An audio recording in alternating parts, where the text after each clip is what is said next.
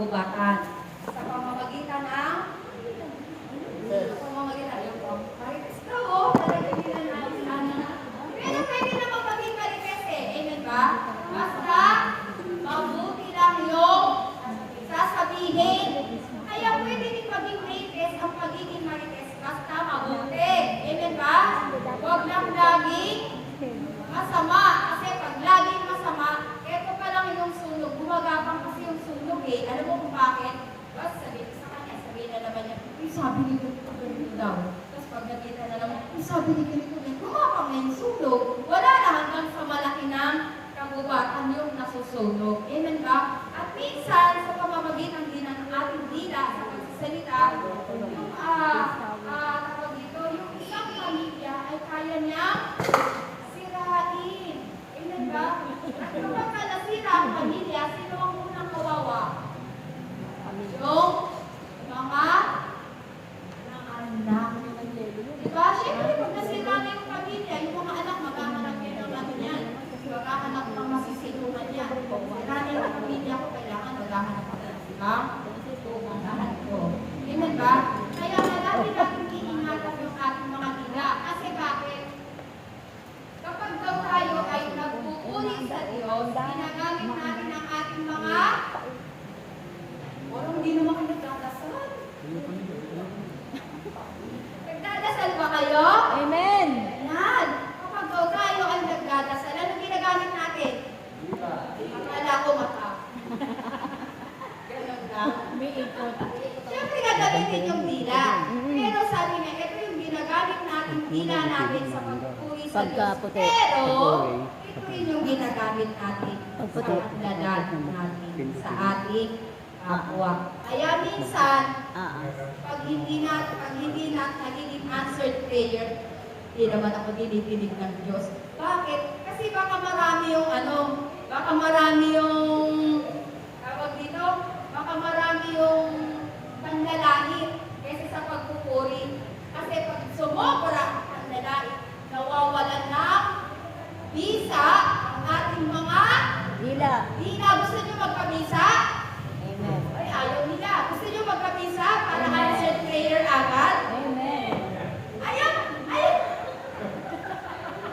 Ayaw nito pagpit. Bakit? Ano daw? Baka? Bakit hindi naman yung dila ang titingin ay? Baka makakita ng multo? Ano kasi? Kapag ang dila natin ay binago ng Diyos, lalagyan niya ng kapangyarihan. Gusto niyo magkaroon ng kapangyarihan ng dila niyo? Pero pag nagkaroon ng kapangyarihan niya, hindi pwedeng ginagamit yan sa masama. Baka mamaya pag nakita niyo yung kaaway niyo, sasabihin niyo, madama ako sana. Hindi pwede yun.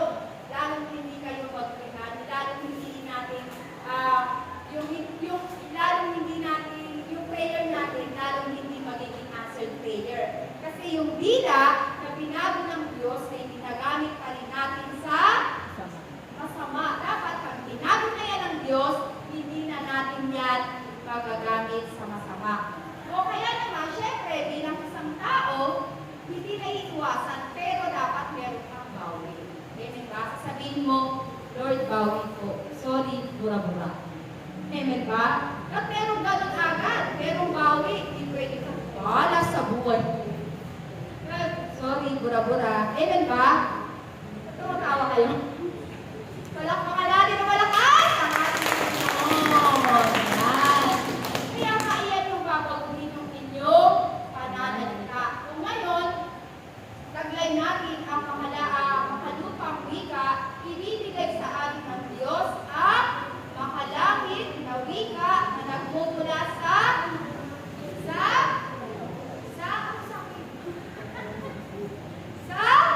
Espiritu Santo. Kasi hindi naman kami ang magbabago ng dila ninyo, hindi naman kami ang magbabago ng pananalita nyo, kundi ang Diyos, ang Espiritu Santo. Tatandaan niyo yan, baka mamaya meron kayong kausap. Sasabihin niyo, ay doon sa ilangan namin seminar, binabago yung salita namin.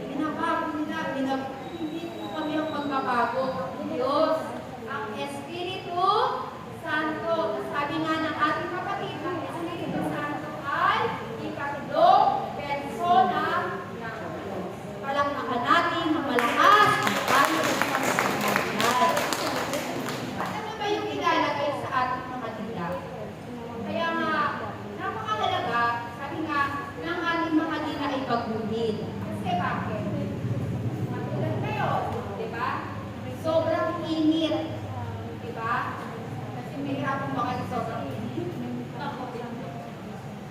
Sobrang init. At tuloy-tuloy yung mga katulad ngayon, nagkakaroon tayo ng kahirapan, sobrang taas ng gas, sobrang taas ng mga bilihin, patuloy na kahirapan.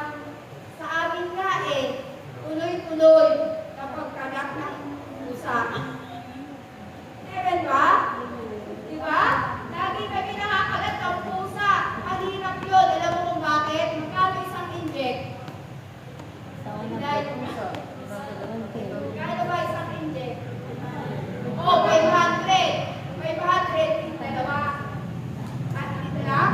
Ay, 1,000. O di kalahin mo, pag lagi tayo nakakagat ng pusa, 500, 1,000.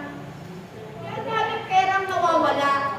Amen ba? Pero kung kapag ang ating mga dila ay nilagyan na ng kapangyarihan, kaya na nating itaboy ang salot. Amen ba? Kaya na nating itaboy ang demonyo. Amen ba? Kasi ang demonyo ang naglalagay ng salot sa ating mga buhay. Bakit natin kailangan itaboy ang salot? O bakit natin kailangan itaboy ang demonyo, ang masamang espiritu? Bakit? Alin? Para hindi makagat ng pusa. Kasi pag hindi natin itinaboy ang demonyo, magiging BFF natin yan. Magiging best friend forever yan. Gusto niyo maging best friend ng demonyo? Ayaw niyo, di ba? Siyempre, gusto niyo maging best friend ng masamang espiritu? Oo, ayaw natin talaga, siyempre. Kaya nga, babaguhin ng Diyos. Lalagyan ng bagong pananalita. Para yung bagong pananalita ngayon, ito yung gagamitin natin sa pagtaboy na demonyo, pagtaboy na salot, pagtaboy na masamang espiritu na merong kakayahang maglagay na sakit. Huwag natin hayaan na yung dila natin, gamitin na lang lagi natin sa walang kabuluhang bagay. Gamitin natin ito, kaya nga nandyan yan. Kahit pinakamaliit na bahagi ng ating katawan yan, pero mahalaga yan. Bibigyan yan ng Diyos na regalo. Kung ang ating mga kamay, ang ating mga braso, binibigyan ng regalo, ano nilalagay sa braso? Ha? Ano? Hindi na nila alam. Bracelet. Ritos. Amen ba? Ilalagay na. Sa daliri, sing-sing.